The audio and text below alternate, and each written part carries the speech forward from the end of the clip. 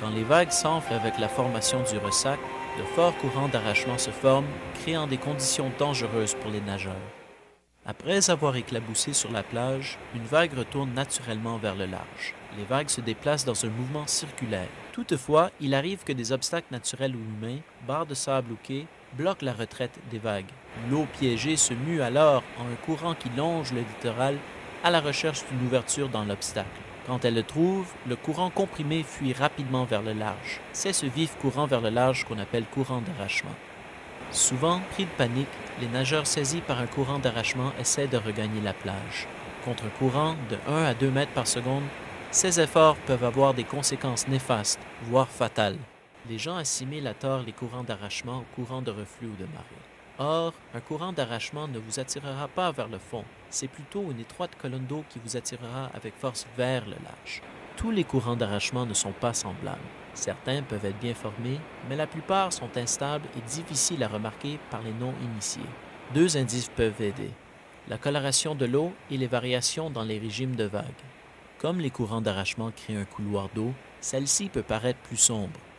Elle peut aussi se distinguer par la circulation vers le large du sable soulevé, d'écume ou de débris. Ces couloirs sont généralement étroits, dépassant rarement 10 mètres de largeur.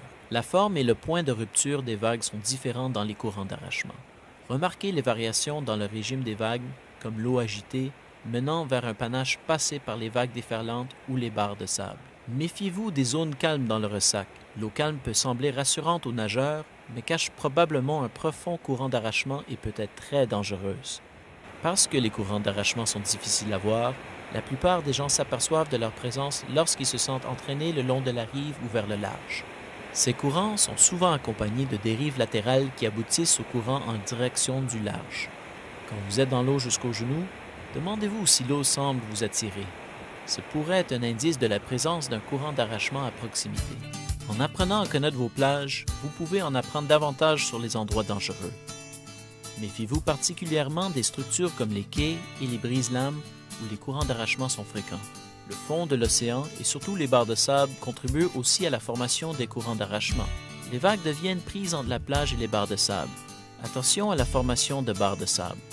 C'est au niveau des chenaux entre ces barres, par où s'échappe l'eau prise au piège, que naissent les courants d'arrachement. Rappelez-vous que la position de ces courants peut changer de jour en jour, en particulier après les tempêtes. Si vous vous trouvez pris dans un courant d'arrachement, rappelez-vous les deux recommandations suivantes et vous n'aurez pas de mal à vous arracher au courant. Évitez de paniquer et de nager contre le courant. Un courant d'arrachement ne vous entraînera pas à des kilomètres de la plage. La force de ce courant diminue à mesure qu'on s'éloigne de la rive. Certains courants d'arrachement très forts peuvent aller jusqu'à 300 mètres de la grève, mais la plupart s'épuisent juste après la ligne des déferlantes. Quand on se sent emporté vers le large, il est naturel de vouloir nager vers la côte, et c'est ce qui est dangereux. À nager contre un courant de 1 à 2 mètres par seconde, même les meilleurs nageurs s'épuiseront en peu de temps. Les noyades se produisent lorsqu'un nageur, épuisé, n'a plus la force de nager. Ne nagez pas à contre-courant, restez calme et conservez votre énergie. Éloignez-vous du courant en suivant le rivage. Une fois sorti du courant, il vous suffira de nager de nouveau vers la rive. Songez que les courants d'arrachement sont d'étroits corridors. Nager parallèlement à la côte exigera seulement une fraction de l'effort requis pour nager à contre-courant. Si vous ne pouvez pas vous écarter du courant, laissez-vous simplement flotter et attendez d'en être sorti. Lorsqu'il s'est affaibli, nagez en diagonale vers la côte. Si vous pouvez, attirez l'attention de quelqu'un sur la rive.